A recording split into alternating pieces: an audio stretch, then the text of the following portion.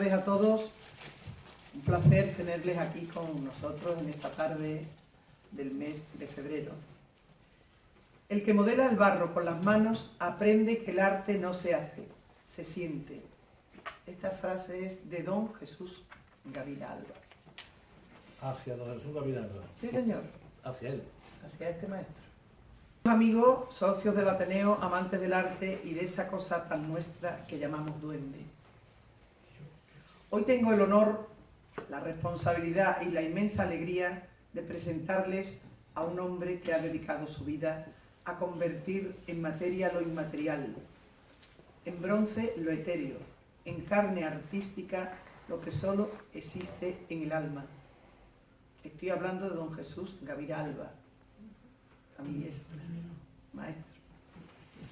Nació Jesús en 1943 en Mairena del Alcor, esa tierra de los alcores que huele a azahar y a historia, una del cante hondo, patria chica de lo inmortal y del inmortal Antonio Mairena. Y digo bien, patria chica, porque de grande tiene el talento que allí se cría. Desde niño, cuando otros jugaban, él ya modelaba el barro con esa intuición que solo tienen los elegidos, con esa gracia que no se aprende, que se lleva dentro. Una sabiduría mitad innata, mitad forjada a golpe de vocación y de estudio. Pero déjenme que les diga algo que define a este hombre. Jesús Gavira no es solo un escultor, es el escultor de lo hondo, y no es un título que se haya puesto él, es un nombre que le ha puesto el flamenco, ese arte que es piel de Andalucía, ese quejío que nos atraviesa y nos deja temblando. Porque Jesús Gavira ha hecho algo que nadie había hecho antes. Se ha atrevido a esculpir el flamenco. Ha modelado sus palos, ha dado forma a sus emociones. Ha retratado a los grandes maestros del cante, del baile y del toque, pero no como quien hace un retrato, sino como quien interpreta una seguirilla en bronce, como quien funda una soledad en metal. Por eso ha creado los premios dedicados al flamenco, que hoy son referencia. Ha sido el artífice de esculturas que honran a los artistas más grandes de nuestra historia musical. Y es el único escultor que ha dedicado una obra a cada cante y a los grandes intérpretes que han hecho del flamenco lo que es. Su obra Triana al arte flamenco, esa gitana que preside la Plaza del Altozano desde 1994, no es una estatua más. Es el símbolo de un barrio entero. Es la bienvenida a todos los que cruzan el puente buscando la esencia de lo nuestro. Ella, con su pie apoyado en un yunque, símbolo del trabajo de la fragua trianera, y su mano sosteniendo una guitarra, representa esa unión sagrada entre el esfuerzo y el arte, entre la tierra y el cielo. Pero la grandeza de este hombre no se detiene en el flamenco, porque Jesús Gavira ha sabido también cantar en bronce otras pasiones. Él es el creador de los prestigiosos premios taurinos Puerta del Príncipe, que otorga la Real Maestranza de Caballería de Sevilla. Esos galardones que reconocen cada año lo mejor de la temporada taurina y que llevan su sello inconfundible. Sus manos han modelado a toreros, a caballos, a esa fiesta que también es arte y que también es sentimiento en esta tierra. Ha retratado a la niña de los peines, que descansa en la Alameda de Hércules para gloria de los sevillanos. Ha esculpido a Antonio Mairena, su paisano, su referente, su maestro en esto del duende. Ha inmortalizado a Aurora Pavón, a José Chamizo, a Miguel Mañara, y ha levantado monumentos que salpican plazas y ciudades. Pero si me permiten, quiero detenerme en algo que hace a este hombre todavía más grande, su generosidad.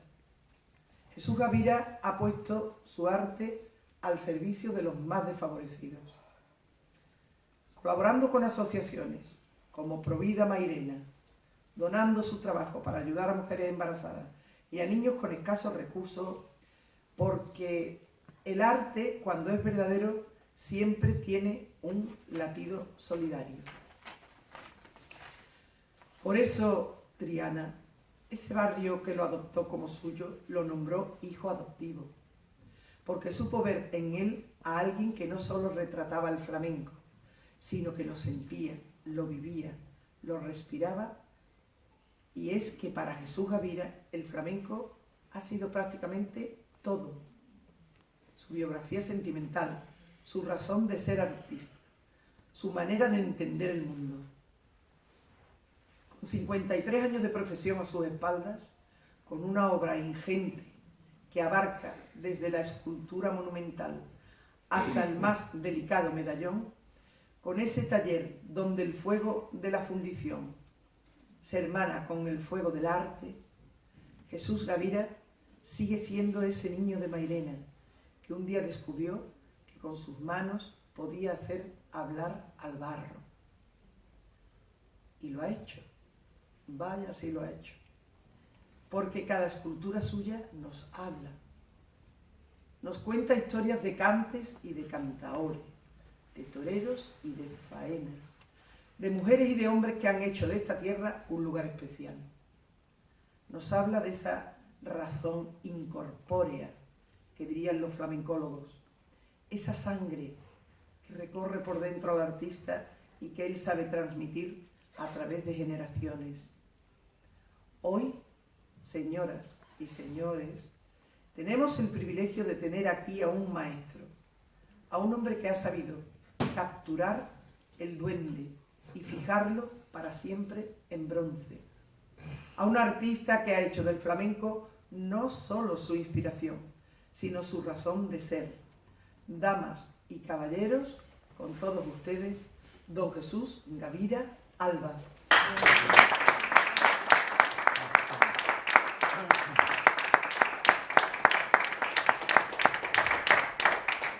Bueno, pues primero dar las gracias a todos los asistentes a este encuentro de conferencia donde vamos a hablar sobre la filosofía y sobre el arte del bronce y de las manos del flamenco. Primero dar las gracias, como no, a don Jacobo Vázquez Paz, decano del Colegio de Licenciados y Doctores de Sevilla y Huelva, y que ellos se dedican precisamente a la investigación a través de lo que son todos los restos que se encuentran por el mundo, ¿no? Jesús, Jacobo, buenas tardes. Sí, ahí. Buenas tardes. Ahora, a ver, si te preguntaba, primero darte las gracias y al colegio por esta sesión que hacéis, pero después hablar un poco de cuáles son las actividades últimas que ha tenido el colegio de doctores y licenciados. Pues bueno, principalmente como comenta Carlos, nosotros nos dedicamos a nuestra gama principal en la investigación histórica y arqueológica.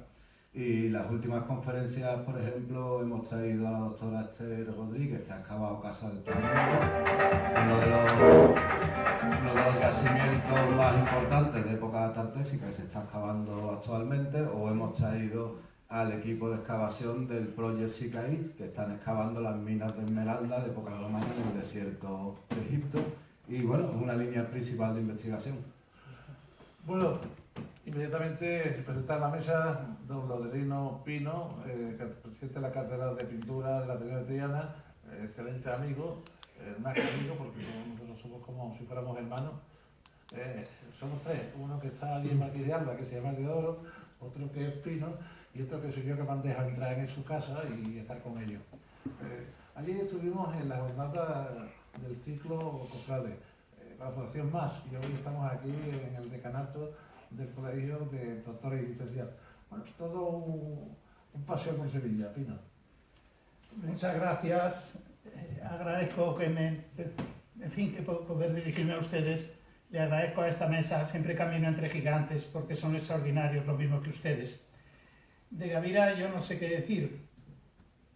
En los Altos de Mairena Cerca del castillo de Luna está Constanza de Parta, estrella como ninguna. Viene el niño llorando, con barro entre las uñas, para modelar a Mairena, para modelar la soleá y una flamenca divina, con guitarra en el altozano, que se refleja en el río y camina pa' Sevilla. Lo mismo esculpe un taranto, malagueña o seguirilla, un caballo con amazona, premios Puerta del Príncipe, gaoneras de rodillas. Entre Rodín y Bernini el barro se hace vida y el flamenco en sus manos se hace inspiración divina. Vida dedicada al arte, con una paloma herida, bronce, barro, vida, un artista inigualable. Se llama Jesús Gavira.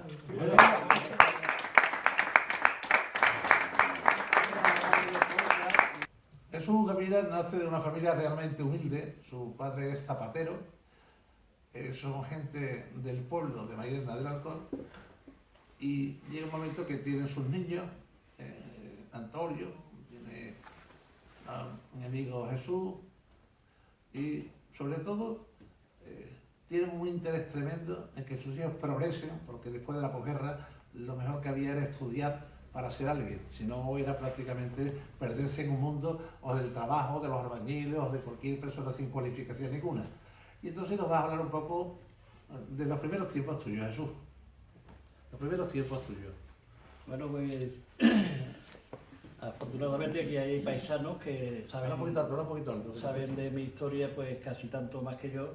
Lo que sí es cierto es que en mi casa, mi madre tuvo 7 hijos, un aborto y un niño con 2 añitos y medio que se llamaba Ángel, que murió. Pues en esa época, en la posguerra,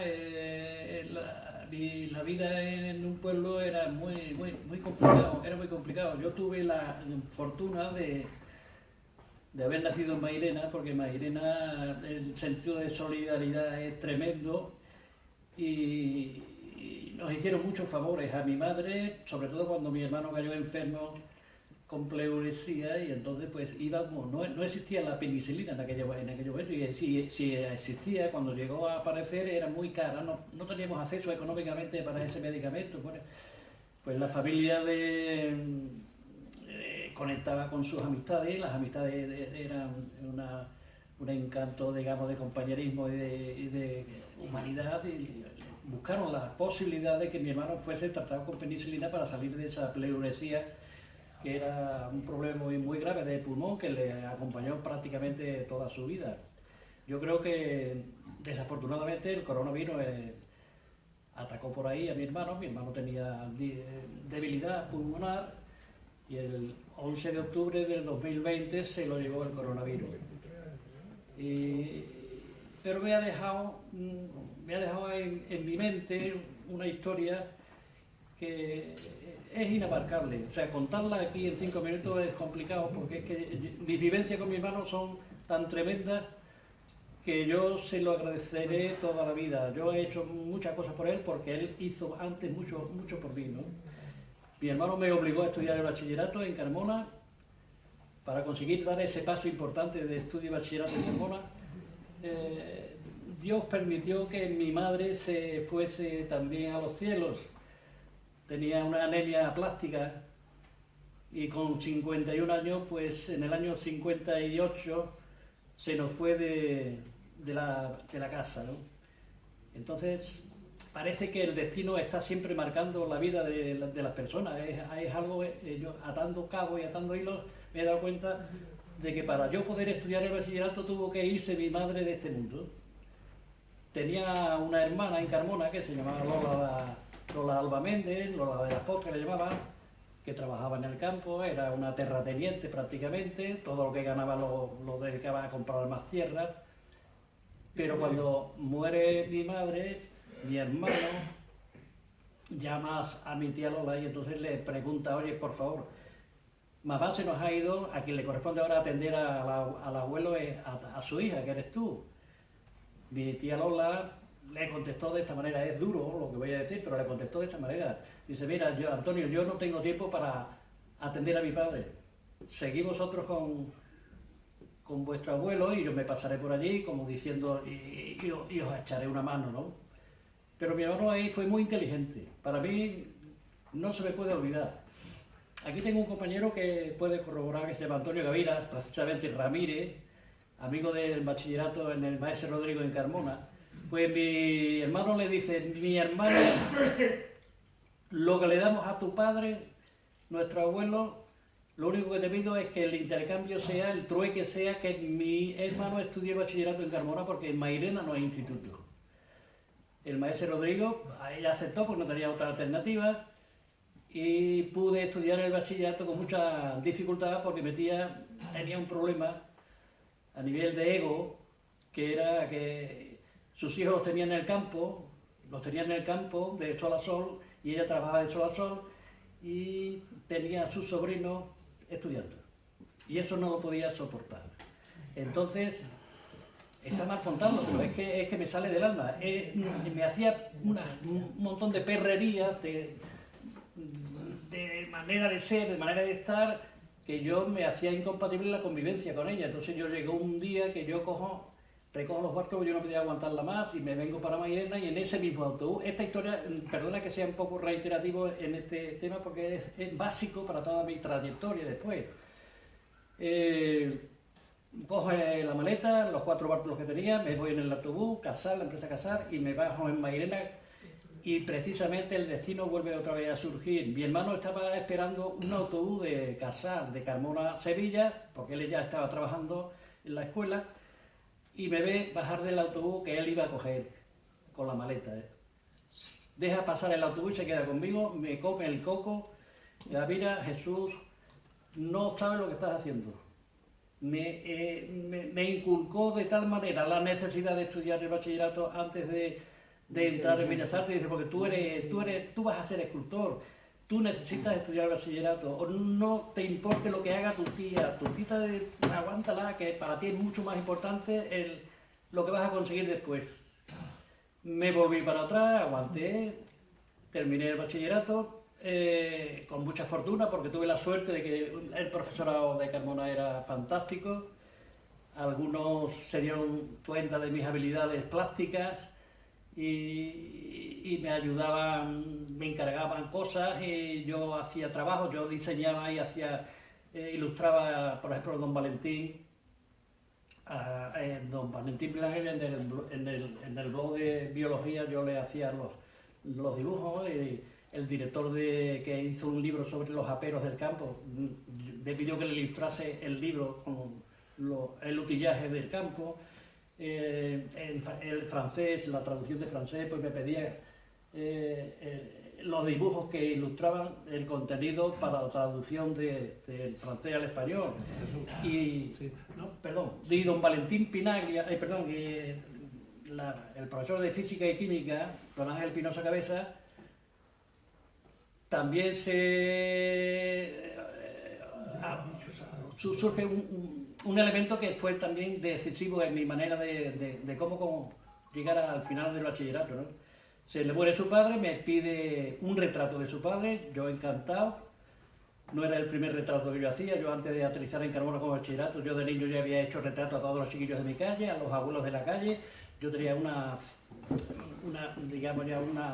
facultades desarrolladas desde la niñez y le hago el retrato del padre y era la única asignatura, esto lo sabe muy bien Antonio Gavira Ramírez, que yo no pasaba de un 4 y medio. Esto lo voy a comentar, pero os vaya a sonreír, que no me preocupa, pero es la realidad. O sea, yo estoy hablando con el corazón abierto, sin papeles.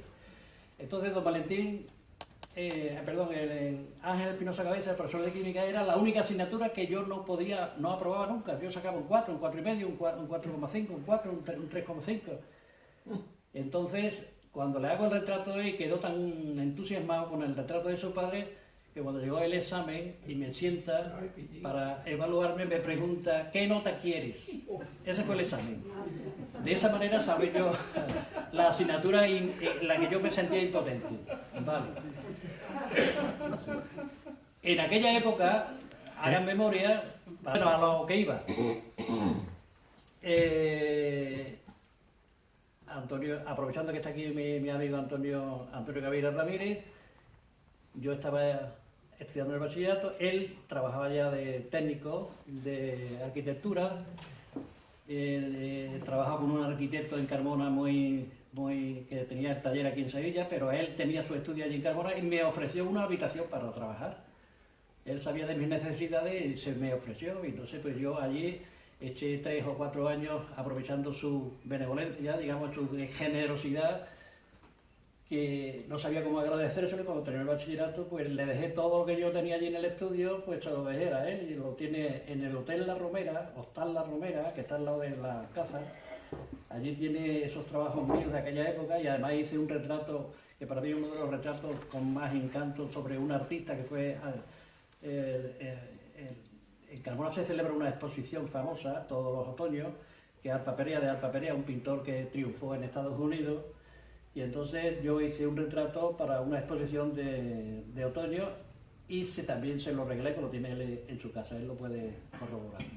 Bueno, pues, Sí, ¿no? si quieres otra pregunta... Sí, yo sí, no tengo. vamos a probar que sea la chicota más corta para que pueda yo preguntarte cosas.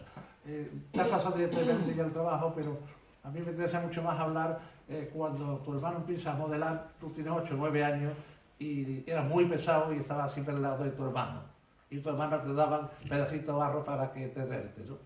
Bueno, eso es otra anécdota que ilustra un poco digamos, mi proceso de creación. Yo observé una cosa: mi hermano trabajaba en el mismo espacio que mi padre era zapatero, remendón se decía en aquella época, pero hacía el calzado más bello que se podía hacer en Mairena, le pusieron el sobrenombre de Ciriaco el artista, y es por la habilidad que tenía en resolver los problemas del calzado en el pueblo. Entonces había cola allí entrando, y claro, el que entraba a llevarle a mi padre una tarea para una tapa o para una media suela o para... se acercaba a mi hermano que estaba enfrente, mi hermano con su caballete modelando, y entonces pues yo observaba, estoy hablando cuando yo tenía 7, 8 años, 9, 7, 6, 7, 8, 9 años. Entonces yo observaba que a mi hermano se acercaban, después de hablar con mi padre, se acercaban a mi hermano y lo saludaban, lo felicitaban, porque me veían lo que estaba haciendo y disfrutaban ellos con lo que estaba haciendo mi hermano, y yo veía que había un corrillo diario prácticamente de entusiasmo de lo que estaba haciendo mi hermano. Entonces yo me acerco un día, 2 días, 3 días, un mes, un año, detrás de él siempre, hasta que él se dio cuenta que yo le incomodaba, porque yo le daba vuelta al caballete mirando lo que él hacía, y la alternativa que buscó pues fue coger un pegote de barro y me lo echa al suelo y me dice: Jesús, hazme una cosa. Pero eso era para quitarme del medio, para que no me molestase. Pero pues a los 10, 15 minutos yo le ponía en su caballete un torito, o un caballito, o un futbolista, o un niño Jesús, una virgencita.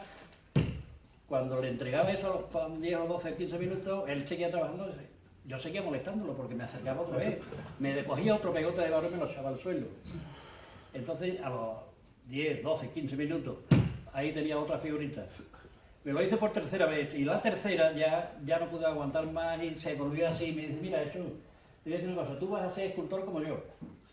Y eso para mí fue la inyección de moral más importante que yo he tenido en mi vida. Porque yo me lo creí, que mi hermano decía una verdad. Entonces, me di cuenta de una cosa importante para la familia. La familia, el dinero era muy complicado, era muy difícil, y yo no pude entrar en el cine con un real de mi padre. Mi padre no me ha dado nunca un real, pero yo me lo buscaba. ¿Cómo? Pues yo iba a la barrería, primero para ahorrar el dinero que se gastaba mi hermano en el barro para trabajar en sus cosas, para que no le gastase yo el material. Yo iba a una barrería, la de Daniel, que estaba en la Tajea, que era mi recorrido de niño en las batallas de los vecinos, el Conchel, el Polígono del Gandú, Trimpún, la Tajea. Yo pertenecía al grupo de la Tajea. Yo en aquella época era muy rebelde. O sea, a mí me respetaban mucho en las pandillas porque yo era un guerrillero muy serio, ¿no? Yo era de los que zurraba. Entonces, en la barrería, cuando se dio cuenta Daniel de que alguien le mangaba el barro, me esperó escondido, y un día siento aquí que alguien me coge por aquí. Y miro para atrás y él hace así y me dice, ¿con que tú eres el que me quita el barro? Yo para mí que me iba a llevar al cuartel de la Guardia Civil y me dice, no. Te voy a decir una cosa, no me quites más el barro, tú vienes y me lo pides y yo te lo doy. Y además, cuando hagas algo, me lo traes y yo te lo voy a cocer. Yo me quedé como asustado, ¿no? Como decía, me va a llevar a la cárcel, me va a llevar al cuartel, y lo que estaba es ofreciéndose porque él ya tenía noticias de que yo hacía cositas con mi hermano, él conocía bien a mi hermano y entonces por ahí me salvé. O sea, es una manera, de, digamos, de una intervención indirecta del conocimiento del pueblo sobre mi hermano. Me perdonó todo y además me ofreció que fuese a coger lo que quisiera y que fuese a llevar el barro que quisiera para cocerlo y después yo poderlo distribuir. Yo tenía un mecenas en aquella época, un mecenas que se van a reír aquí, los paisanos míos. El mecenas que yo tenía era Manuel Mono. Manuel Mono era un hijo de papá con mucho dinero y entonces siempre tenía dinero en el bolsillo, pero le dio por comprarme los toritos, los caballitos, los escudos, y yo se los vendía a real, a 2 reales o a pesetas. Y con ese dinero me aviaba yo para entrar al cine o para entrar al teatro. Yo he escuchado allí a Marifé de Triana cantar a todo bombo y platillo en Mairena. He visto películas de la época, estoy hablando de la época que vosotros a lo mejor no habéis alcanzado, como era Fumanchu Ataca, el Bustelle, unas películas muy propias de la posguerra de los años 50. Entonces, llegó el momento que el año 58 pues se nos va Mamá Constanza y viene el problema de Carmona. Viene el problema de Carmona y cuando yo ya termino ya para el bachillerato, ya el último año, pues prácticamente yo vengo los fines de semana a Mairena, abro la puerta, veo a mi padre trabajando. Mes de junio yo solía bajar los fines de semana, pero en un mes de junio, cuando entro, y mi padre siente abrir la puerta, me mira y yo lo miro, y mi padre era una catarata de sudor lo que tenía aquí, y trabajando para dar de comer a 9 bocas, para él, para mi madre y para los 7 hijos. Entonces, la mejor ayuda que yo he recibido en mi vida ha sido cuando me dice, Jesús, te voy a decir una cosa, el año que pierdas la beca, aquí sentado conmigo de aprendiz. Esa fue la mejor ayuda que yo he reconocido en mi vida. No me daba una perra gorda, me dijo, el año que pierdas la beca, aquí sentado conmigo de aprendiz. ¿Cuántos años estuve de beca? Para el trabajo de mi padre era muy honorable, con mucha honra, no me hubiese sentado con mucho cariño y con mucho... Pero el objetivo de mi hermano era que yo estudiase el bachillerato. Entonces, ¿cuántos años estuve con beca para no sentarme con él de aprendiz? Pues 12 años con beca. 5 años de bachiller, 5 años de carrera, y mi expediente académico me permitió estudiar en Madrid 2 años de posgrado. La beca de posgrado, que no había Erasmus, en aquella época no había Erasmus, era beca de posgrado. Y para mí la pantalla más grande que se me abrió en mi vida fue también en Madrid. Cuando llego a Madrid, en esos 2 años de beca, solamente tenía ocupado 2 días a la semana con don Luis Alegre, era el director de la facultad en aquella época no era facultad, era escuela superior, igual que Sevilla. Sevilla era Santa Isabel de Hungría, escuela superior, y Madrid, la Escuela de Bellas Artes. Bueno, pues me ocupaba 2 días a la semana. Esto que voy a contar es muy importante, digamos, en mi trayectoria de cómo currar dentro y fuera del pueblo. Yo he dado media vuelta por España trabajando de profesor contratado en institutos y en centros cívicos también. Y cuando llego a Madrid, voy a comer a un sitio. Esto es muy bonito porque es un suceso que me ocurrió a mí que también me valió muchísimo.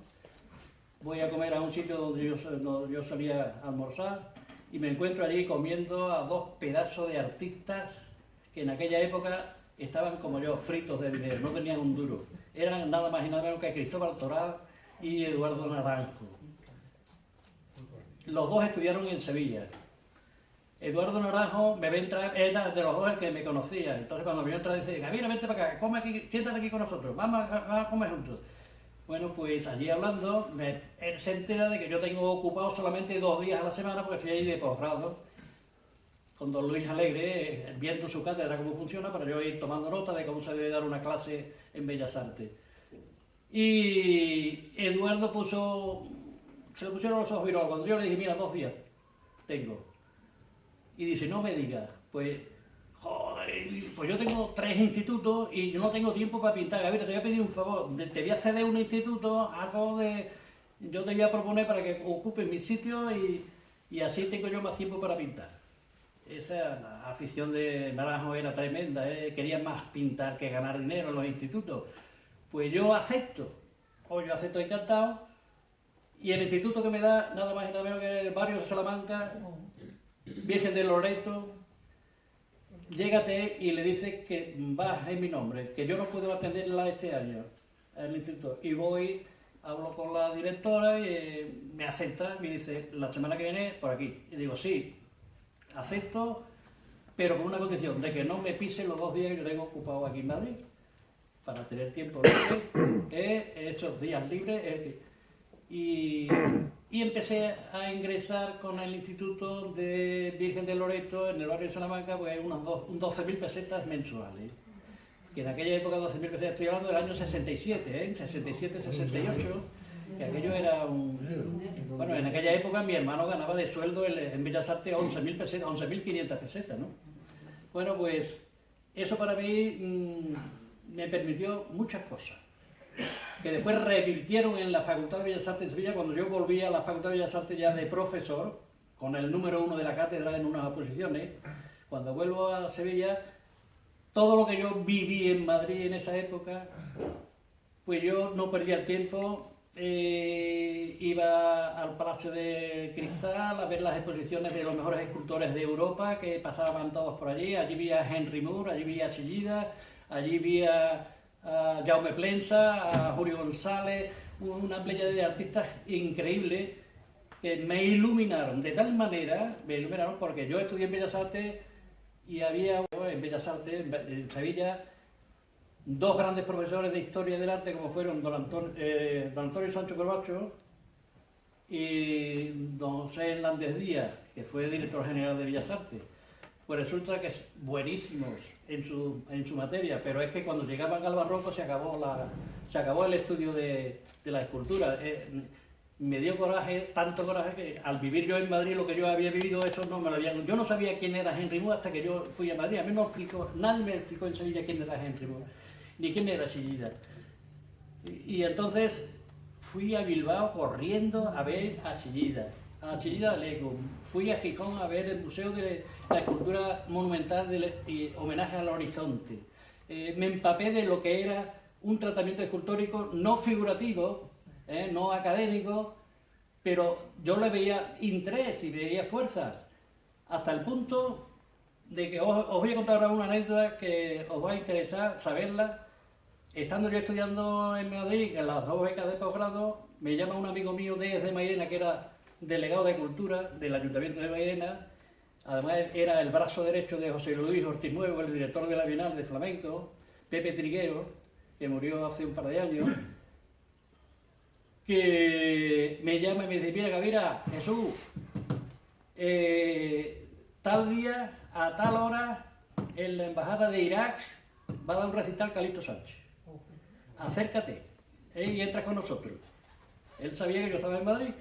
Entonces, cuando fui el día y la hora llegué tarde, me hicieron un cacheo tremendo los iraquíes allí en la entrada. No me dejaron entrar porque ya había empezado el acto, pero esperé a que terminase y los invito a ver en el museo de la sala de exposición del Pabellón de Cristal en el Retiro. Invito a Ortiz Nuevo, a Calixto Sánchez y a Pepe Triguero. ¿Qué ocurrió? Pues ocurrió lo siguiente. Os voy a enterar de una noticia que no la sabéis, pero que a partir de hoy no se os va a olvidar. Me lo lleva al Palacio de Cristal y es una exposición precisamente de Eduardo Chillida. Calixto Sánchez y Pepe Triguero no entendían la obra de Chillida. Yo intentaba explicárselo. Con esto quiere transmitir, quiere decir, y estoy yo explicaciones una detrás de otra. Y Ortiz Nuevo se dio cuenta de que estaban en plan de guasa ya, porque no me escuchaban. Ellos seguían a su rollo de, bueno, ¿y esto qué es? ¿Y esto qué es? ¿Pero qué quiere decir esto? O sea, no entendiendo lo que estaban viendo. Yo estaba sufriendo y entonces Ortiz Nuevo se quitó del medio y fue a su aire. ¿Qué es lo que pasó? Pues esto después me lo contó a mí José Luis Ortiz Nuevo, que vio una obra allí de Chillida de 2 metros, proyecto de monumento para la tolerancia. Y le encantó el tema porque él se acordó del castillo de San Jorge, que lo usó la Inquisición para castigar a los gitanos y al no gitano, al maleante. Y entonces pues llamó a Chillida, le dijo que él era el delegado de Cultura del Ayuntamiento de Sevilla, que cuánto costaría eso en un monumento. Se pusieron de acuerdo en presupuesto, Ortiz Nuevo lo pide y ese monumento no fue aceptado en Sevilla. En Sevilla el barroco pesa mucho y entonces se metieron mucho con esa obra. Allí sí, allí el sevillano se orinaba y allí fumaban y allí se drogaban y allí hacían perrería. Hasta que ya se vio obligado el ayuntamiento a poner aquello un poco decente y a tener una vigilancia para respetar aquello. Bueno, pues ese monumento a la tolerancia, la coherencia de Ortiz Nuevo, que yo la comprendo, es delante del castillo de San Jorge, que fue prisión de la Inquisición, que allí encerraron a Cervantes también, porque era el administrador de los aceites de Andalucía para llevar las cuentas. Y entonces, que de allí consiguió escribir parte de su famoso libro del Quijote, ¿no? Bueno, pues eso fue lo que yo saqué de producto para Sevilla. Pero ahí no me quedé. Cuando yo tuve la fortuna de sacar las oposiciones, la posibilidad de sacar el número 1 y poder pedir de las 18 plazas Sevilla, no había nada más que una plaza de Sevilla, yo me vengo para Sevilla y me meto en la Escuela de Bellas Artes, todavía no era facultad. Era el año 1999, 1980, del 80 a la 99, eso lo hicieron facultad a nivel de europeo en el 2000, y el programa que se estaba dando allí era el programa que yo había estudiado allí hacía 30 años. Y yo decía, esto no puede ser. Yo me di cuenta de que esos alumnos se aburrían. Le digo a don Juan Abascal Fuente, era el profesor titular, no se me puede olvidar, digo, don Juan, este programa hay que cambiarlo. Yo ya había vuelto de Madrid, había visto lo que había visto y digo, esto hay que cambiarlo, el programa hay que cambiarlo, hay que darle vida, a esta facultad hay que darle vida. Los alumnos se están yendo a pintura, se están yendo a restauración, se están yendo a fotografía, nos estamos quedando sin alumnos. Y yo insistí tanto que don Juan Abascal llega un momento y dice, mira, Jesús, prepárame el programa, hazme el programa, que quiero verlo. Yo le hago el programa, le dediqué lo mejor de mis sueños, que era que además de lo clásico existe la innovación, la novedad. Pero la novedad bien llevada es un éxito, la novedad mal llevada para justificar un trabajo que no es arte, pues también es un fracaso. Eso hay que admitirlo, pero el riesgo había que correrlo. Entonces me dice Jesús, este programa lo ve, es muy bonito, precioso, pero este programa no se da en mi clase hasta que yo me vaya de esta clase. O sea, me impidió que yo introdujese ese programa para darle un cambio a la actitud del alumno ante la materia, ¿no? Bueno, pues la fortuna me acompañó otra vez. Al año siguiente tuvo la dignidad, digamos, de dejar iniciación a modelado preparatorio, que se llamaba, era una asignatura que me encanta porque entra el alumno virgen, son cintas vírgenes que se pueden imprimir ideas y conceptos con una sensibilidad muy ilustrativa, muy rápida. Bueno, pues se va a cuarto, me quedo yo, pero con la suerte de que yo era el más antiguo de los contratados. Entonces yo podía imponer un programa, meto mi programa, y mi programa, el que yo estudié, era primer trimestre, segundo trimestre y tercer trimestre, desde el primer ejercicio, copias de cabecitas griegas, clásicas, académicas, barrocas, renacentistas, todo tipo de cabezas que se habían desarrollado a través del tiempo y la historia. Me parece muy bien, es un ejercicio de disciplina muy importante. Pues entonces yo lo que hice, mi programa es este. Vamos a respetar el ejercicio de disciplina, primer trimestre, reproducción de cabezas, tratamiento escultórico a nivel figurativo, cabezas. Segundo trimestre, ahí es donde meto la cuña que yo estaba deseando, que era un trimestre creativo. Y en ese tema creativo, pues lo primero que atraigo es todo lo que yo viví en Madrid, que no lo vi en Sevilla, y era primer ejercicio que metí 4 ejercicios, que son los siguientes. Voy a terminar. Un levantamiento armónico de la forma en el espacio, levantamiento armónico de la forma en el espacio con predominio de elementos rectos, Chillida. Segundo ejercicio, levantamiento armónico de la forma en el espacio con predominio de elementos curvos, Henry Moore. Tercer ejercicio, levantamiento armónico de la forma en el espacio con interacción de elementos rectos y curvos, Jaume Plensa y Julio González. Cuarto ejercicio, levantamiento armónico de la forma en el espacio con interacción de elementos rectos y curvos con tema. Hay que hablar, hay que explicar, hay que transmitir metáforas, a través de la metáfora. El alumnado se volvió loco, porque tenía libertad para hacer lo que se le ocurriese. ¿Dónde vi yo ese proceso? Este proceso ya lo había cultivado Chillida. Tiene una escultura que para mí es un encanto, que él le llama rumor de límites. Rumor de límites, ¿qué quería decir Chillida? Son unos hierros que se mueven en el espacio, pero con un encanto de armonía por su belleza, transmitían belleza. Con rumor de límites lo que quería decir Chillida nada más y nada menos es que el artista tiene que averiguar y saber hasta dónde puedo yo seguir creciendo materia y hasta dónde debo de cortar y dejar de crecer porque pierde. Si crece y pierde, me mantengo aquí. Entonces ataca en 3 dimensiones esa distribución armónica de la forma en el espacio. Yo creo que ahí está la innovación hasta el punto de que el alumnado creció allí en Bellas Artes, pues más que el algoritmo, ¿no? El algoritmo es inmenso, ¿no? Bueno, pues allí el alumno creció hasta el punto de que ocurrió otro detalle que pude aprovechar. Yo en aquella época era muy inquieto a nivel de docente. Yo a nivel de docente yo me he volcado con el alumno, ¿no? Bueno, pues surge en Canarias, en Tenerife, en la Escuela de Bellas Artes de Tenerife, un curso de procedimiento de fundición a la cascarilla cerámica que no se conocía en España. Y le digo yo a mi amigo Legario que yo procuré que entrase. Cuando él se presentó para contratado, yo estaba ya, estaba en la comisión de contratación y entonces yo le ayudé muchísimo a que entrase en la facultad. Y le digo, mira, Legario, este curso en Canarias debemos de hacerlo. Me escuchó, fuimos a Canarias, hicimos un curso de 3 meses. El curso lo dio un neozelandés, que no me acuerdo del nombre. El director de la Facultad de Canarias, lo tengo escrito aquí, qué lástima que no puedo yo ver, no podéis ver el nombre y apellido. Y entonces, Albadalejo, Fernando Albadalejo era el director de Canarias.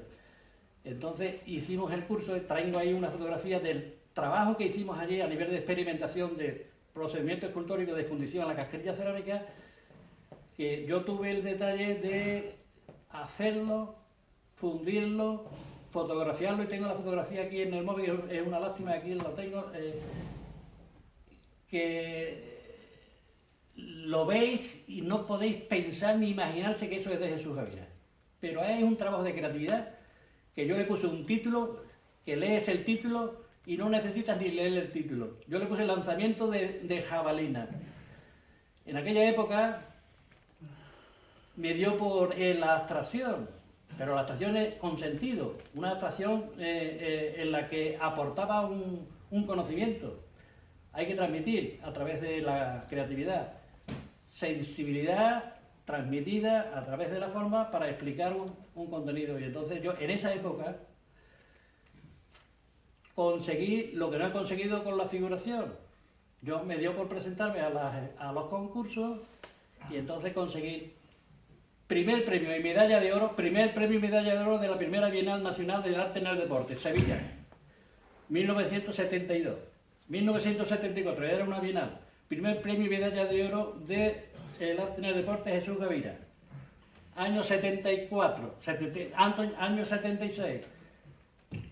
medalla de plata, segundo premio medalla de plata del arte en el deporte. Ya en esa tercera exposición ya el tribunal me dice, mira, hemos decidido dar la medalla de oro, porque tú ya tienes ya dos, vamos a repartir, entonces me dieron la de plata, ¿vale? Bueno, pero es que voy a Madrid y mando a Madrid porque la exposición nacional que se organiza en Sevilla, Madrid y Barcelona lo asimilan y se dan cuenta de que por ahí hay posibilidad de crecer en forma de expresarse. Y entonces en Madrid se organiza la primera exposición bienal internacional del arte en el deporte. Mi obra no la premiaron, digo, dentro de los 3 primeros premios, pero gustó tanto que me llaman por teléfono y me dan el premio, un premio que le titulan Premio Adquisición. Me preguntan, Gavira, ¿cuánto quieres por tu obra? Para el museo, para su museo. Entonces, yo he encantado. Pues, esa obra es una lástima, es de las pocas obras que yo tengo que no le saqué fotografía. Eran 2 judocas peleando, 2 judocas formando un bloque, pero se veía que eran 2 judocas. Era la 4ª Bienal Internacional de Arte y Deporte. Pero es que la otra Bienal fue en Barcelona, la siguiente, en Barcelona, 5ª Bienal Internacional de Arte y Deporte. También presento. Tengo aquí la foto, ahí sí tengo yo la foto. Y entonces me pasó lo mismo. Claro, en Barcelona y en Madrid los premios siempre procuran volcarlos sobre el alumnado de la Facultad de Madrid, para Madrid, y los catalanes para los catalanes. Muy bien, pues entonces allí en Barcelona también me preguntaron ¿cuánto quieres por la escultura? Premio adquisición. Se te ha conseguido la premio adquisición, pero tienes que darlo el precio. Le doy el precio y allí está. Lanzamiento también le titulé, lanzamiento no de jabalina, lanzamiento de disco. En Sevilla fue caída y salto de altura, pero veis la figura y veis el salto, veis el barro y veis el salto, y la otra le titulé la caída del salto. Entonces, ¿qué quiero decir con esto? Pues que el alumno, cuando se dio cuenta de las posibilidades que tenía el mundo de la abstracción para conseguir, digamos, ejercitar y crecer y darle forma a su manera de pensar, pues resulta que cuando llegamos de Canarias se crea una optativa de fundición de técnicas escultóricas cerámicas, que esta técnica se creó en Estados Unidos. Pues aquí le digo, Olegario, una optativa. Solicitamos una optativa a la universidad, concedieron la optativa, y Olegario, que es una hormiguita, es extremeño, muy buena gente. Tengo una escultura que yo le mandé, pues yo siempre procuro mandarle esculturas a gente que entiende el mundo de las formas, y le digo, Olegario, haz favor de hablarme de esta escultura. Y yo le mando una foto y él mira la foto, mira la escultura y mira la foto, mira la escultura, y me hace un texto hablando y explicando qué es lo que yo he querido transmitir a través de esa escultura, a su manera de ver. O sea, él percepciona la obra, porque la obra de arte no se cierra nada más que con 3 elementos.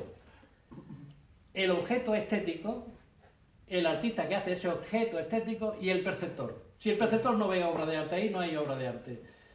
La obra de arte se cierra con el espectador. Y es muy importante eso, tenerlo muy en cuenta. Eso de Pino sabe de eso mucho más de lo que yo estoy explicando aquí. El espectador es el que decide lo que ve. El artista propone, pero el espectador es el que decide. Bueno, pues entonces la fundición en Bellas Artes ha crecido de tal manera que ahora mismo pues allí todo el mundo quiere hacer fundición. Y entonces allí hay alumnos de restauración, alumnos de escultura, alumnos de pintura, alumnos de fotografía, y allí no se cabe. Con una ventaja de que aquí ahí Pino no tiene buenas relaciones con el que lleva la sala de exposiciones de la Seta. En la Seta abajo, en el sótano, hay una sala de exposiciones que precisamente esta asignatura de creatividad, de fundición a la casquilla cerámica, se hace una exposición de la obra del alumnado.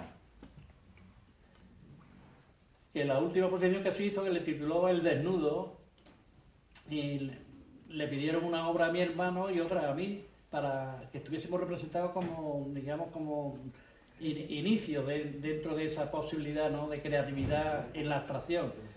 Y entonces, pues, todos los años, en el mes de septiembre, después de terminar el curso, los trabajos de los alumnos se exponen, os lo digo porque podéis visualizarlo y verlo, una exposición, le llaman Fito, el que lleva la dirección de esa sala. Y hace unos vídeos increíbles. Yo ahí tengo también un vídeo que es una lástima que no lo podamos ver. No sé qué es lo que me está ocurriendo con las conferencias, que yo no puedo. Yo quería hablar con las fotos ahí detrás para que viese. Lo está pasando, Jesús. Lo está pasando. ¿Está pasando? Pero yo no tengo aquí detrás, perdona. No, ni tiempo para tiempo muerto, vamos, hasta en el baloncesto Bueno. no hay tiempo. Un momentito, no. Ahora, en lo que se ha previsto la conferencia es la obra escultórica del flamenco. Ahora ha explicado toda su vida, como una parte, pero realmente lo debemos dar en la parte de conferencia es ahora mismo. ¿Por qué? Porque hay que llevarlo muy trillado en la cabeza para saber cómo vamos a armonizar lo que estamos diciendo. Además, pues un interés particular, una enunciación para que la gente tenga un conocimiento, pero prácticamente lo que estamos dando es una lección catedral dentro de aquí, ¿no? Entonces, yo le pregunto, hay dos facetas. Una, quería preguntarle su amor por el arte flamenco. Y segundo, porque él tuvo, todos los escultores que tuvo la gran suerte de conocer a Antonio Mairena en vida, y él en vida le encarga su mausoleo, y él ve su mausoleo antes de morirse. Entonces, a partir de ahí, vamos a describir un poco la que es la personalidad de Antonio Mairena, de alguien que lo trató, de alguien que lo convenció y que alguien que lo llevó a la inmortalidad a través del gran mausoleo que hay en el cementerio de Mairena del Alcor. ¿Cómo conoce tú a Mairena? Pues lo que yo le llamo el destino. Vamos a ver. Me encargan el primer cartel, que fue Ruptura, con lo que hacía Capuletti y con lo que hacía mi hermano. Fue muy llamativo en aquel momento. Y me llama el alcalde de Mairena después, en el año 78, ese cartel fue en el año 70, era un duelo para conseguir la segunda antorcha de Cantejondo, que la ganó Fosforito, Fernando Díaz Fosforito, que hoy día es la quinta medalla, la cuarta medalla de oro del flamenco, Fosforito, Antonio Díaz Fernández Fosforito. Pues después se produce una serie de encargos en cadena, que eso me obligó a mí a volcarme a nivel profesional como escultor, ¿no? Hasta el punto de que cuando me meto en el proceso de la realización de la tesis doctoral, yo hago los cursos fueron cuatro materias, en un curso especial que se hizo para los profesores contratados de Bellas Artes, para doctorado. Yo saqué medalla de sobresaliente en esos cursos y mira por dónde me encargan. En el año 79 el ayuntamiento decide hacerle un busto para conmemorar el 50 aniversario de Antonio Mairena como artista. No es presumir lo que voy a decir. Yo, en aquellos momentos que me encargan el busto de Antonio Mairena, yo era profesor contratado, no tenía plaza todavía en propiedad. Vale.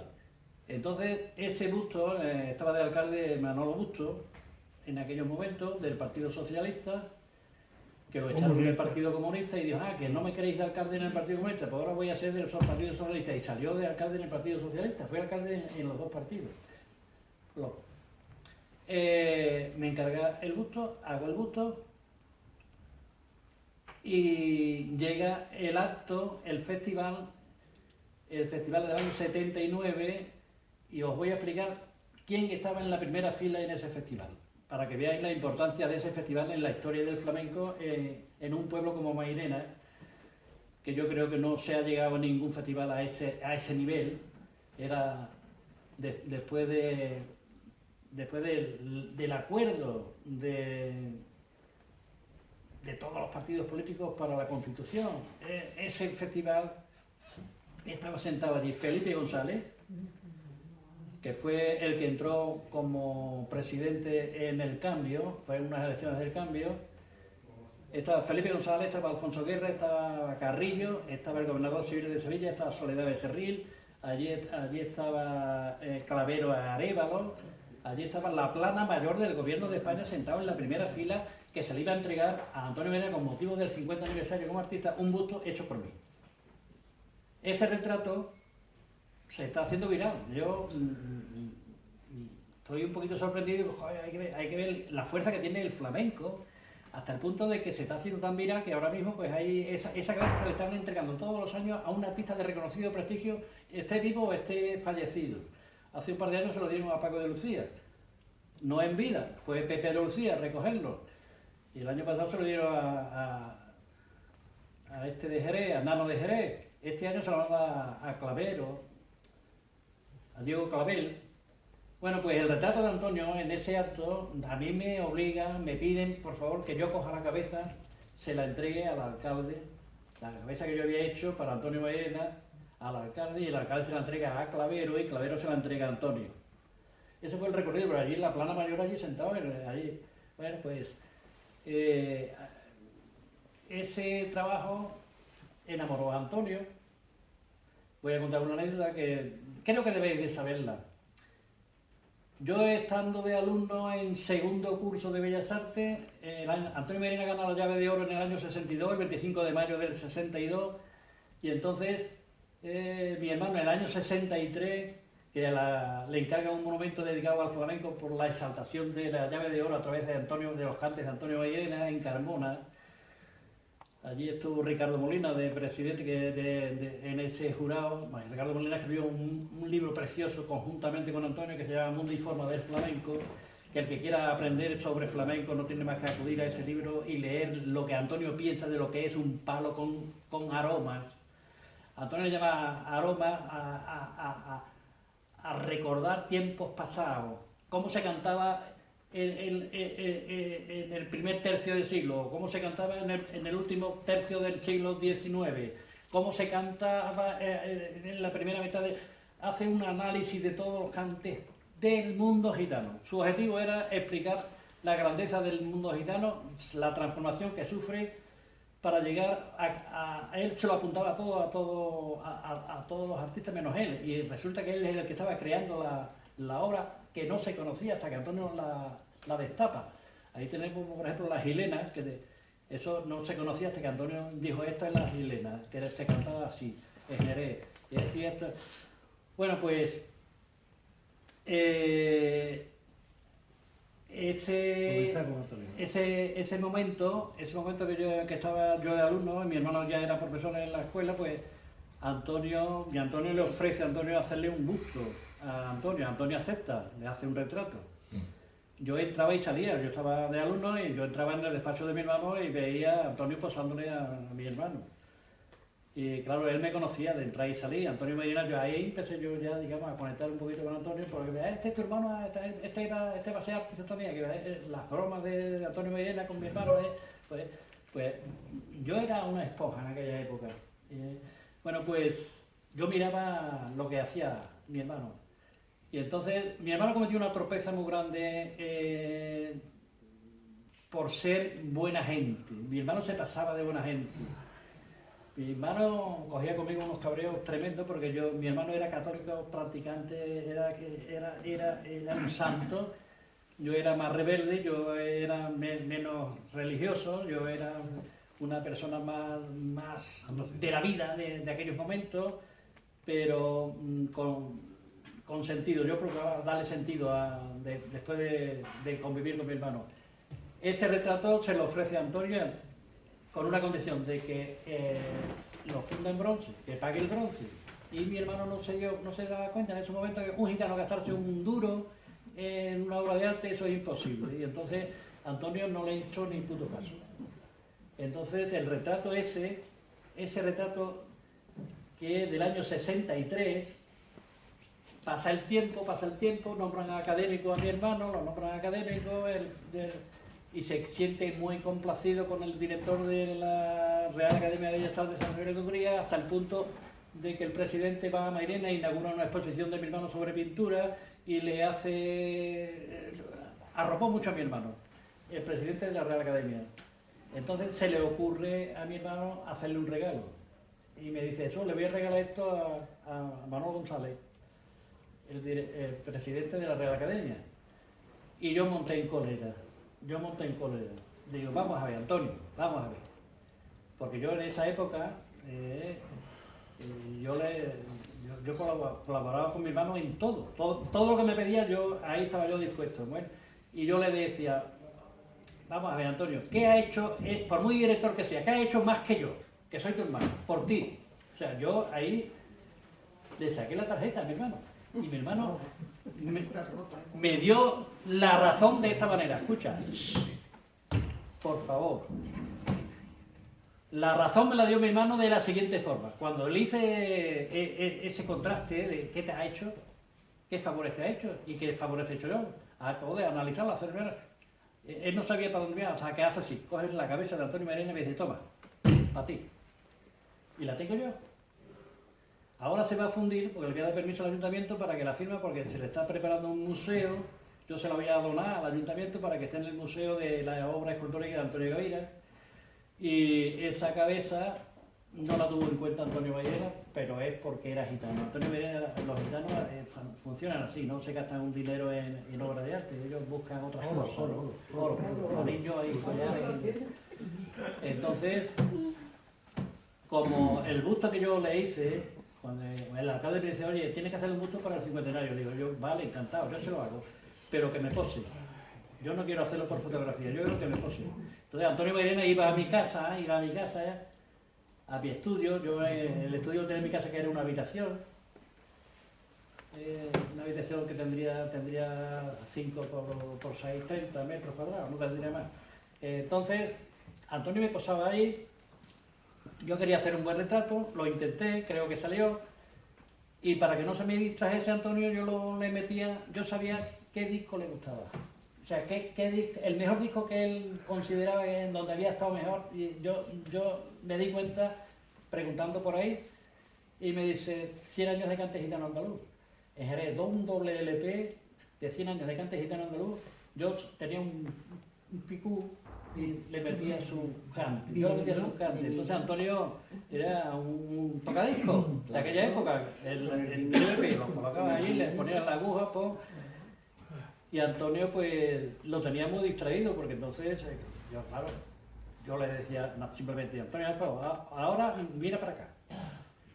Y me hacía caso. O sea, un pedazo de artista, yo creo que me hacía caso, Pino, aunque mira para allá. Y Antonio Mairena, pero llega un día que me dio por preguntarle, caí en la clave de esta pregunta. Yo me enteré por la calle hablar de la razón incorpórea. Yo no sabía lo que era la razón incorpórea, yo no me enteraba lo que me contaban en la calle, hasta que un día me atreví y digo, Antonio, estoy escuchando hablar por la calle de la razón incorpórea.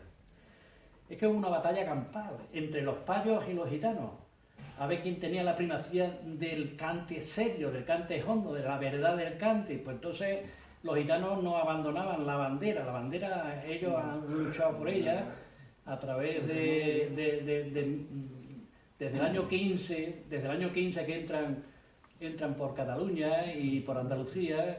Los gitanos, cuando entran por Andalucía, pues recorren la ruta de la Plata, llegan hasta Valladolid. Y entonces pues resulta que el gitano, para comer, aquí yo hubiese proyectado mi monumento al rey Fernando I de Aragón, hubiese proyectado para hablar de lo que voy a hablar ahora mismo. Entonces imaginarse que está ahí el monumento del rey Fernando I.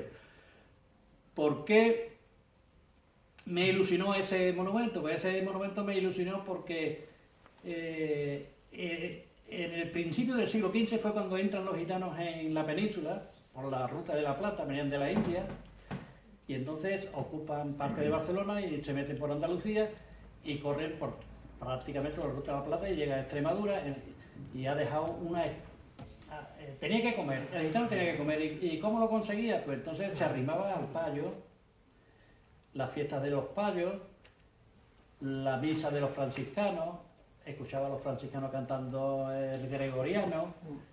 Entonces el gitano asimilaba la música, era muy inteligente, y asimilaba la música y le metían su forma de quejío.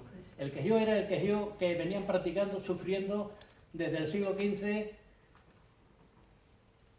A ver si me acuerdo de un edicto que descolgó a los gitanos en España desde el siglo XV hasta el siglo XVIII. En el siglo XVIII, en el año 45, 1845, Felipe V hace un decreto para sacar a los gitanos de las iglesias. El gitano se refugiaba huyendo de la policía, de la Guardia Civil, de aquella época, de lo que hubiese en las iglesias, en las parroquias. Y entonces el edicto de Felipe V fue: sáquenme a los gitanos de las iglesias.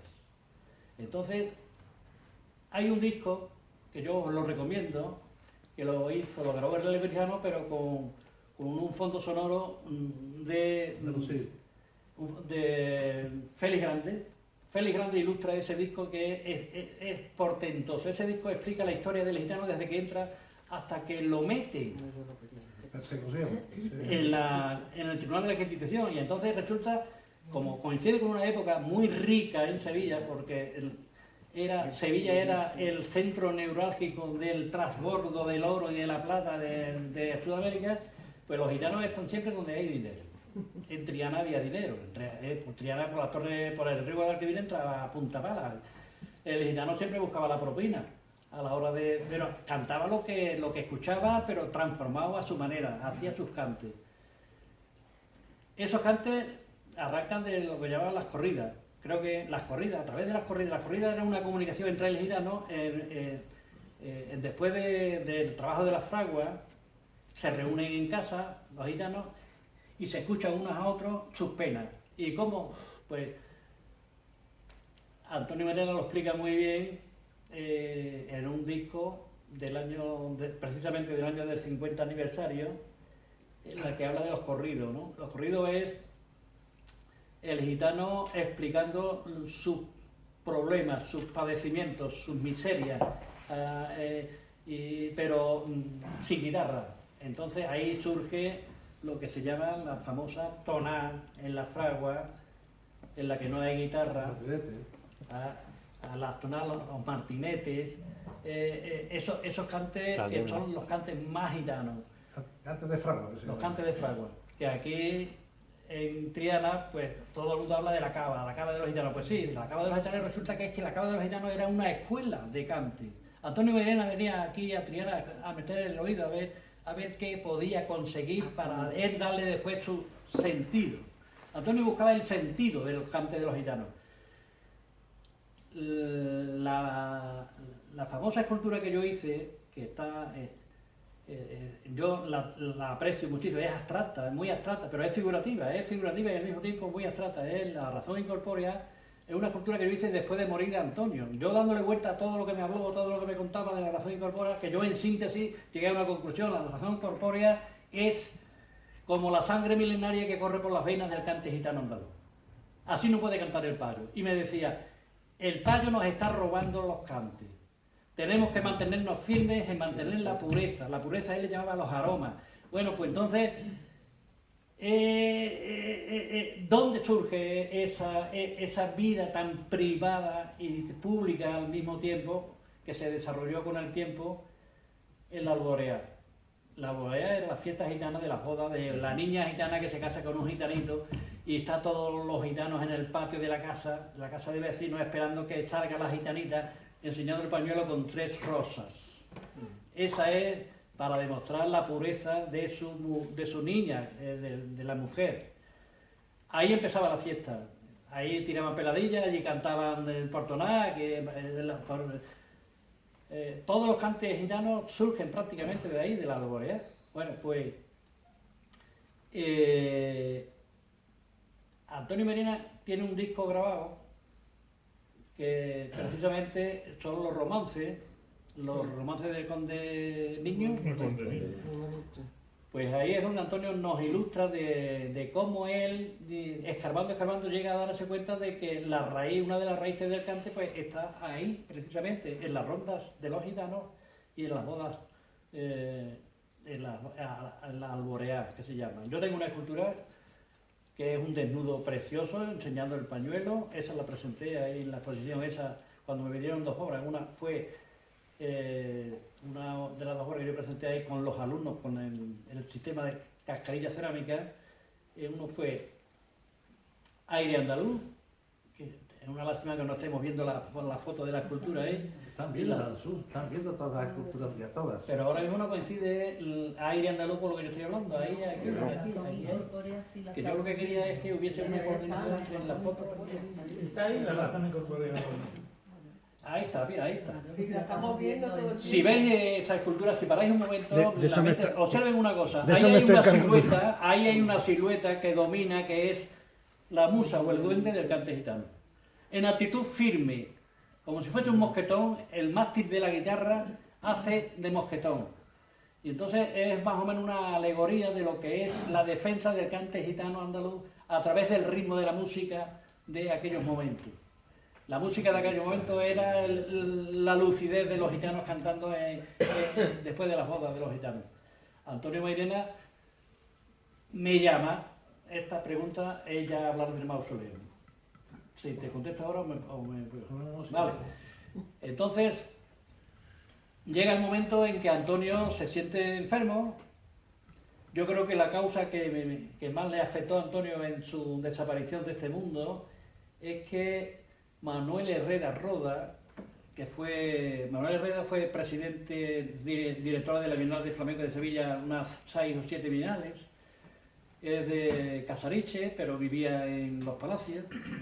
Y entonces se dio cuenta de que había muchos gitanos mayores de edad que no recibían ni una pela del gobierno, no tenían pensión de jubilación, pero tenían que comer, tenían que beber y tenían que pagar, tenían sus gastos. Entonces se le ocurrió a Manuel Herrera de hacerle una propuesta a Antonio, que ha pasado a la historia, en el mundo del flamenco eso no será poco para agradecérselo a Antonio. Antonio le pidieron un disco para sacar dinero para esa tercera edad del jubilado sin dinero. Manuel Herrera acertó de pleno porque Antonio Mairena hizo esa grabación sin cobrar un duro, lo regaló para esa asociación y además ese disco lo grabó de corrido, no lo hizo en 2 o 3 sesiones, sino en directo desde el principio hasta el final. Y ahí fue donde el corazón le empezó ya a palpitar a un biorritmio, una arritmia cardíaca, y entonces Antonio ahí ya empezó a darse cuenta de que estaba enfermo. Yo allí tuve la fortuna también que ese disco se presentó en la Facultad de Bellas Artes, ya era facultad, yo estaba allí, yo no podía faltar, yo estaba detrás de Antonio ya en todo lo que hacía. Yo he escuchado a Antonio cientos de veces. Y entonces compré 3 discos de Razón Incorpórea, hay de Restitución, ¿no? El disco que salió de póstumo. Bueno, pues ese disco, ya menos mal que me dio por quedarme con uno. Yo regalé 2, me quedé con uno. Ese disco es para escucharlo no solo una vez, Sí, no, para porque escucharlo. ahí hay un contenido de pureza, de lo que Antonio entendía lo que era la razón del cante gitano andaluz. Y hizo resucitar, digamos, lo que es el cante de los jubilados. Es una época en la que Antonio tenía mucho contacto con Juan Talega en Alcalá de Guadaira. Juan Talega recoge los cantes de Joaquín el de la Paula, son los cantes famosos de la soleá de Alcalá. Antonio Mairena bebe aquí en las fuentes de la Cava de los Gitanos y absorbe lo que es en la soleá de Triana, la soleá de Triana, que se ha hecho muy famosa. Yo he escuchado la soleá de Triana en directo a Antonio Larenero en la Peña del Dentista de un pueblecito cerca de ahí de las Grafes, y he escuchado también la soleá de Triana de Chiquetete, muy amigo mío. Chiquetete, estuve yo a punto de hacerle un busto y nos gazábamos muchas bromas. Chiquetete, esta anécdota la voy a contar porque la verdad tiene mucho sentido, ¿no? Chiquetete estaba casado de segundas nupcias con Gaona, Carmen Gaona, de Carmona. Carmen Gaona era una gitana de postín, pero tenía a Chiquetete firme. O sea, Chiquetete era como un juguete con ella. Y le hacía caso a todo. Y un día yo salía mucho con Alfonso de Miguel, íntimo amigo de Chiquetete, y yo salía con Alfonso de Miguel y nos encontrábamos con Chiquitete cada 2 por 3. Hay un restaurante que se llama Bar Roma, en Ronda Triana, y allí es donde íbamos Chiquitete, su mujer Negaona y Alfonso de Miguel y yo, y entonces allí es que el dueño de ese restaurante es José María, que es presidente de la peña de Aznalcóllar, y entonces pues nos trataba muy bien. Entonces yo allí aterrizaba muchas veces, coincidíamos mucho, y entonces un día me dice Chiquitete: oye Jesús, ¿tú sabes lo que me ha dicho mi mujer? Perdónenle la palabra, pero me lo dijo así tal cual. Jesús, ¿tú sabes lo que me ha dicho la hija de la gran puta de mi mujer? Que quiere que me hagas un retrato para cuando yo me muera ponerlo en el cementerio. Y claro, eso era muy duro, era muy fuerte lo que me estaba contando. Dijeron que, oye, tu mujer, eso es así, digo, sí, que me ha dicho que quiere que me hagas un retrato. Y bueno, pues yo me lo tomé a broma, y entonces pasan los días y nos veíamos otra vez en Triana y me decía: Jesús, ¿cuándo me vas a meter mano? Y yo le sacaba el chiste, digo: hombre, aquí antes de la gente te iba a meter mano, hombre, por favor, eso, tú tranquilo que lo vamos a hacer. Y cada vez que me veía: Jesús, que te lo digo de verdad, que cuando me vas a meter mano, que es que mi mujer me ha dicho que quiere que me hagas un retrato. Yo eso me lo tomé medio en serio, medio en broma, pero nunca me dio por empezar de tal, porque yo no sabía que iba a morir con tanta rapidez. Cuando me enteré me dio mucho coraje de no haberle metido mano en el buen sentido. Es que eso se presta a pensar otras cosas, ¿no? Y entonces pues ese retrato, solamente lo único que he hecho es una medalla de él para recuerdo de su desaparición del escenario de Triana. Chiquitete ha sido uno de los artistas más importantes que ha dado Triana. Es un artista que la copla la dominaba, tenía una voz muy personal, y la soleá de Triana, ahí traía también aquí una grabación de Chiquitete, de una soleá de Triana, con Chiquitete, el heredero, y el zapatero, que no era de Triana, pero el zapatero, la soleá de Triana la abordaba casi tanto mejor que Antonio Larenero, y que a este que le dieron el nombramiento de trianero de honor, Paco Taranto. Bueno, Paco Taranto, el año que me nombraron a mí, hijo adoptivo de Triana, pues nombraron trianero de honor a Paco Taranto. Bueno, Paco Taranto, la soleá de Triana era su fuerte, ¿no?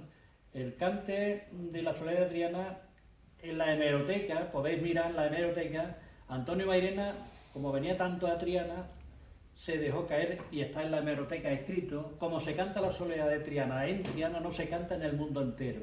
Esas son palabras de Antonio Mairena, eso está escrito.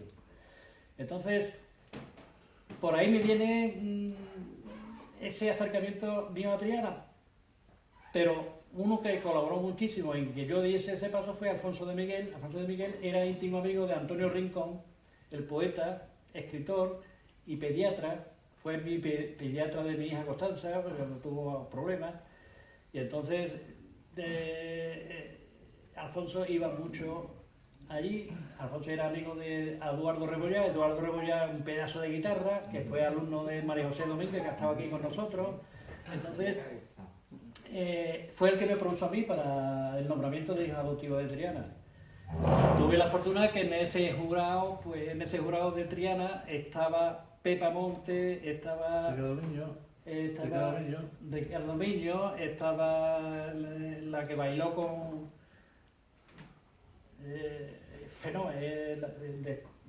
íntima amiga en una exposición, y me preguntó: oye Jesús, ¿tu tesis doctoral cómo la llevas? ¿Cómo? Eso es muy complicado. Eso, no seas tonto. Tú tienes tu tesis doctoral hecha. No tienes por qué hablar de 10.000 años de historia. Tú tienes tu tesis doctoral hecha en el monumento ecuestre del rey Fernando I de Aragón. No pierdas el tiempo. Tú eres escultor, tú no tienes por qué dedicarte a escalar una frase de aquí, otra frase de allí, otra frase de aquí, y componer allí una tesis doctoral. Que pierdes el tiempo, dedícate a la escultura. En ese momento yo hablé con mi director de tesis, que era Antonio Zambrana Lara, y le digo: mira, Antonio, yo he decidido seguir. Era una época que no me faltaba trabajo, tenía mucho trabajo, yo trabajaba muchísimo. Y entonces pues renuncié a la tesis doctoral, que yo había sacado ya la media de sobresaliente en los cursos de doctorado. Entonces, ese monumento, y termino ese monumento, cuando lo termino, se enamoró tanto Jesús Romero Benítez que quiso dejar de ser alcalde y a Chávez, para no perderlo, lo nombra director general de bienes culturales de la Junta de Andalucía y se lo trae a Sevilla. Yo saliendo un día de la Escuela de Bellas Artes me tropiezo con él se tropieza conmigo, me llama, me para y me dice: oye Jesús, hombre, qué alegría de volvernos a ver, que patadí, patá, al favor, hombre, pásate por mi oficina, que quiero hablar contigo. Y me dio una tarjeta. Yo no sabía qué es lo que hacía aquí en Sevilla, me dan una tarjeta y cuando ya nos despedimos, leo la tarjeta: Jesús Romero Benítez, director general de bienes culturales de la Junta de Andalucía, calle Leville, número 17. Al lunes siguiente me presento allí. ¿Qué es lo que quiere? Un retrato de Mañara, Miguel Mañara, porque estaba organizando y preparando un año del barroco en el 2007, un año del barroco, pero él estaba en la oficina donde nació Miguel Mañara. Miguel Mañara está enterrado en el Hospital de la Caridad, pero aquí nació y no hay nada que pueda orientar al pueblo que me ha preguntado: ¿y mañana? ¿Dónde está Mañara? Yo quiero que me hagas un retrato. Entonces, ese retrato, lo primero que le dije: quiero visitar el Hospital de la Caridad. Se levanta y llama al director del Hospital de Caridad. Le dice: oye, mira, Antonio, no me acuerdo del apellido. En aquellos momentos... Perdona, es que tenemos que terminar porque tenemos que entregar la sala. Pero se llama... Es un Sí, nos minuto. encanta, nos encanta. Pero tenemos que terminar. Oye, que no invite la cerveza y Claro. Que se está calentando la cerveza. No, es que... Queríamos preguntarte, pero ya no nos da tiempo. es que- Venga, pregunta. No, ya no nos da no hay tiempo, tiempo. no nos da Es tiempo. que, vamos a ver, esto lo ceden a nosotros Es que por solas. te- Claro, Enseguida es que no otro. podemos. No, es que ya haremos más cosas, pero... Me perdonáis porque es que yo Mira quiero... para acá. No, ya lo sabemos. Mira para acá. Público y hartarse a... Mira para acá, Carlos. Venga. Laude. A ver. Bueno, nosotros vamos a darle un aplauso y nos vamos a una foto todos ahora.